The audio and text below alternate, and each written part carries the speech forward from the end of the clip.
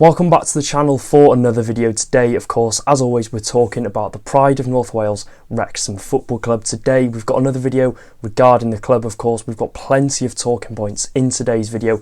A loan watch, a Kop update, which is long overdue. We've got an injury update, and we've got some general news regarding Wrexham Football Club. So before we get going in today's video, if you're looking for all the best Wrexham AFC content on YouTube and you're not subscribed already, make sure to get down there and click the red subscribe button. But on the road to 26,000 subscribers, so anyone new watching this, if you could get down there and subscribe, it'd be massively appreciated. And of course, let's go for 350 likes on today's video, and of course it'll be on screen here. I say it every video, and rightly so, because there are so many legends that are supporting the channel further by clicking the first link in the description down below, so I cannot thank you enough for that, and your continued support means the absolute world to me. So without further ado, let's get talking about the club I love, Wrexham AFC. So starting off today's video with the popular loan watch. Everyone seems to enjoy these loan watches on the video, so we've got obviously the four loanees that are out on loan at the minute that we're going to be talking about, starting off with Billy Waters. Now Waters is slowly cementing himself as Halifax Town's first choice striker, and we can absolutely see why over the past couple of games. He started the last 3 games since I've last reported on Billy Waters. 1-0 defeat to Braintree Town he featured in the 2-2 draw against 9 men Wealdstone, and most recently on Saturday played in the game where Halifax came from 2-0 down to beat Tamworth 3-2, and you might have seen already Billy Waters scored the first goal to kickstart that comeback, which of course has taken his goal tally to 2 goals in 7 games so far this season. So it's good that A, he's getting regular minutes, B, he's scoring goals, and let's hope that can continue. Jake Bickerstaff. Now Bickerstaff hasn't actually featured in Altrinchem's last 3 National League games. He was an unused sub against Dagenham and Redbridge and Tamworth, but did not feature at all in the matchday squad in their 2-0 defeat at Braintree Town. Slightly disappointing, because that was the whole point of the loan for Jake Bickerstaff, to obviously go to Altrincham, get that first team football. Of course, we knew there were a whole host of League 2 and National League clubs wanting to sign Jake Bickerstaff, and you know, Altrincham obviously won that race. They were a local club, so it sort of made sense in that term. But he's gone there, he started the first few games and then dropped out of the team, went to the bench, and now he's not even featured in the matchday squad for them. Of course, it's slightly disappointing, because that was the whole point of the loan for Bickerstaff, to go out and get that regular game time in the starting 11, but over the past couple of games we have not seen that at all, and I think he's played something like 167 minutes since he first signed. So if you do the maths, that is literally, he's played under 2 games so far since signing for Altrincham. So it is bitterly disappointing, but I'm sure it's a situation that Parky is keeping a close eye on. Of course, Bickerstaff is there until the end of the season. It's not one of these January loans, so could there possibly be a recall option for Jake Bickerstaff to come back to Wrexham and get that move away from Altrincham? If this situation does continue, and if he doesn't get regular game time anytime soon, I'm sure Parky will be looking to recall him and send him back on loan to another club where he's going to play week in, week out as their starting striker. Luke McNicholas, he's back like he never left. He's back in the team, of course, in the last couple of games after recovering from that minor injury that he did sustain a couple of weeks ago, and he started Rochdale's last 2 National League games, where he has kept 2 clean sheets against Hartlepool United and Braintree Town. Rochdale did win both of those games, which put them second in the table at the time. However, he has suffered a muscle injury during the week, which is going to keep him out for 6 weeks. Yes, I'm not winding you up. McNicholas has just come back from that injury where he missed a couple of games.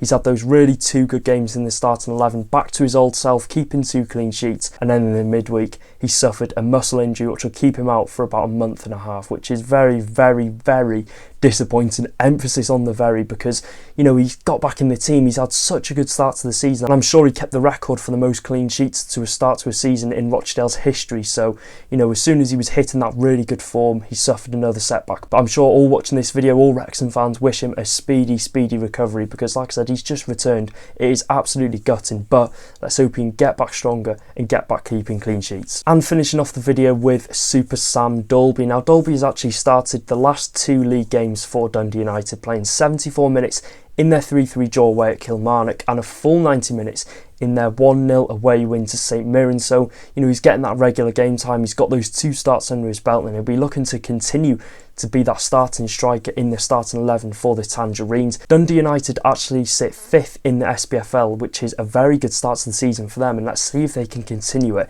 and even secure that European football at the end of the season. And a bit of a squad update now. Jacob Mendy has been called up to the Gambian national team squad ahead of their AFCON qualifying fixtures, both of which come against Madagascar. The 2 fixtures will be played in Morocco, so Jacob Mendy yet again is part of that Gambia squad after having a good season last year and just being, a consistent performer when he is in that Wrexham starting 11. Of course, we've not seen much of Jacob Mendy this season and towards the back end of last season, of course, due to injury, but it's clear to see the manager is a big fan of Jacob Mendy, and it's good to see, that a Wrexham player is being represented on the national stage. So best of luck to Jacob Mendy. Of course, the first qualifying fixture kicks off in 5 days' time, a double-header against Madagascar. So let's hope for a bit of a less stressful trip than last time for Jacob Mendy. And yeah, like I said, all from Wrexham AFC, we wish him the best of luck. And a bit of disappointing news now. Lincoln City at home was meant to be our home game in the upcoming week. It has been postponed for the first time in however long.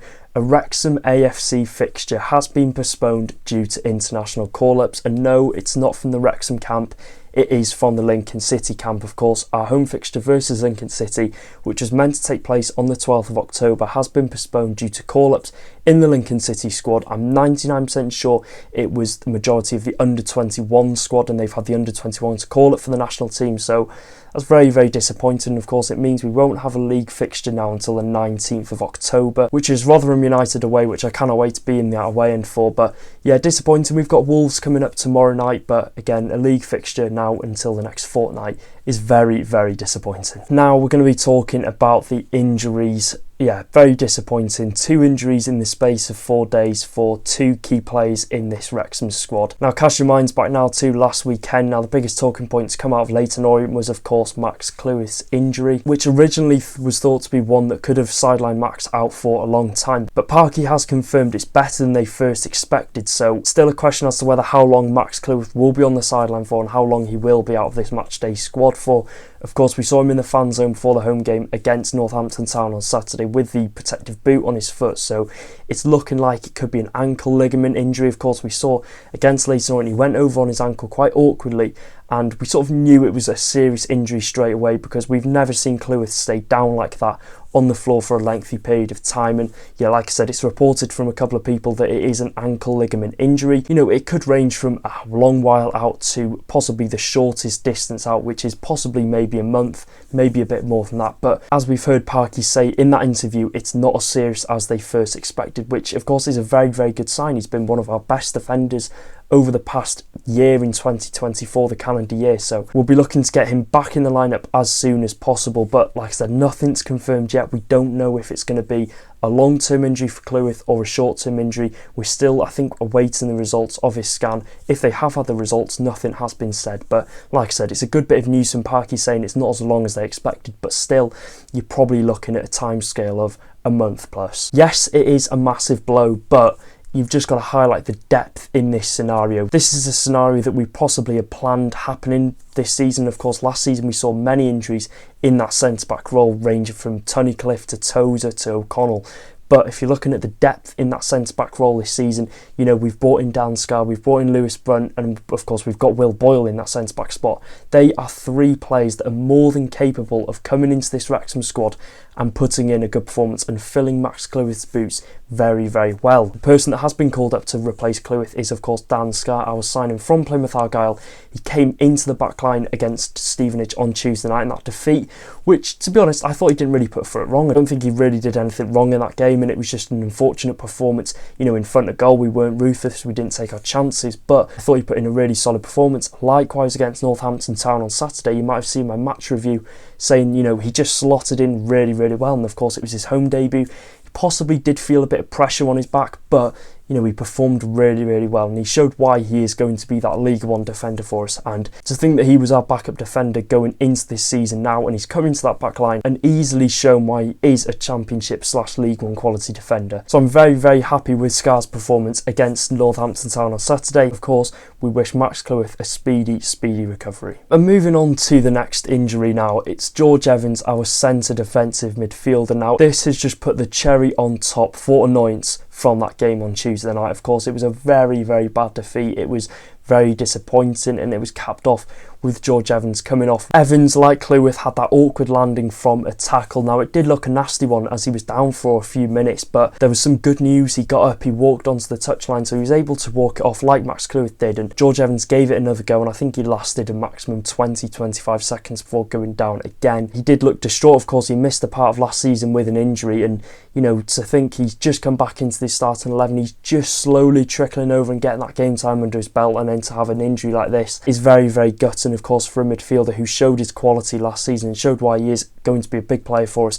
and a big part in the matchday squad as we look to go that one step further this season. Now, I've got my notes here that I did plan a couple of days ago. It could be a similar injury to Cleworth, but let's really not hope. That's probably not the case because, as we've heard, Evans has had surgery on his injury. I'm still not sure what it is. Yeah, it's gutting because, like I said, he's only just come into the matchday squad, getting those minutes under his belt, and to have a long-term injury like this, we're probably looking at maybe a month, month and a half, even 2 months on this one. I could be underestimating it. It could be more than 2 months, but it is very, very disappointing. And now we're going to be bringing you probably what you all clicked on this video to see, the Kop update. There's a slightly informational update on the Kop Stand redevelopment in the past couple of weeks. Now, Economy Minister Rebecca Evans said the intention is to have a new pitch and the Kop Stand ready for the Under-19 Championships, which will be played in the summer of 2026, which is obviously less than 2 years to go. You know, it is a long time when you think, you know, 2 seasons will have passed by the time that they're planning to have the Kop and a new pitch laid, but 2026, it doesn't seem too far away, of course, to get that new pitch, which won't take an awful long time, but to get that Kop Stand done in that short period of time, which was, of course, was the intention in 2022. We were meant to have it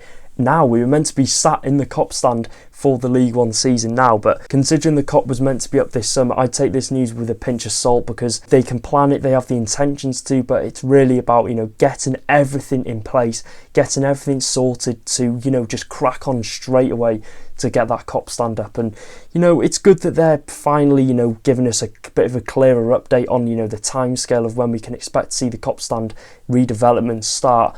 But like I said, you've got to take it with a pinch of salt because nothing's guaranteed, as we've seen over the past couple of seasons, and hopefully the club will put out an update regarding this situation. And finally, looking ahead to our game tomorrow night in the Bristol Street Motors Trophy, it's Wrexham versus Wolverhampton Wanderers under-21s. Here we go, the biggest fixture of our season. Now, yeah, it'll be a game where we're going to see wholesale changes in the starting lineup like we saw in our last game against Salford City. Now, after winning, of course, our first Bristol Street Motors Trophy game against Salford, a win tomorrow will almost guarantee our place in the knockout round. Now, if we're looking in terms of lineup, we're going to possibly see Aaron James or Ryan Barnett starting that right wing back spot. For me, I'd like to see Aaron James. Putting Barnett in a game that doesn't really mean a lot I think is unnecessary, so I'd like to see Aaron James starting that right wing back spot. This is, of course, due to Luke Bolton being out with an injury at the minute. Now, with us playing an under-21 side, I would really like to see Josh Adam feature, whether it be in the starting lineup or just in the matchday squad. I would love to see Josh Adam, see what he's all about, see, you know, why he is going to be this highly rated player that everyone wanted last summer. So I'd like to see him in the starting 11. We'll most likely see the likes of James Jones, Mo Farl, Will Boyle, Callum Burton, etc. All the players that did play that first game against Salford City. And we'll likely see Paul Mullin partner Mo Farl up top, of course, as he still looks to get his match sharpness back. We saw that in the first game against Salford, and I think we'll likely see it again because Mullin didn't get that start under his belt on Saturday against Northampton Town. So a start is likely. Him and Mo Farl will be that front two. I think if we're being realistic, I think we could be seeing 3 to 4 goals tomorrow night. I think we'll have enough quality to overcome Wolverhampton Wanderers. Of course, they're young players, they'll be energetic, they'll be chasing the ball down, they'll have that good press, but I think we'll just have the quality and the experience over them, and let's hope for a ruthless performance in front of goal. That is it for today's video. If you did enjoy, make sure to drop a like, subscribe, do all that good stuff, and I'll see you in another video. Take care, guys. Up the town.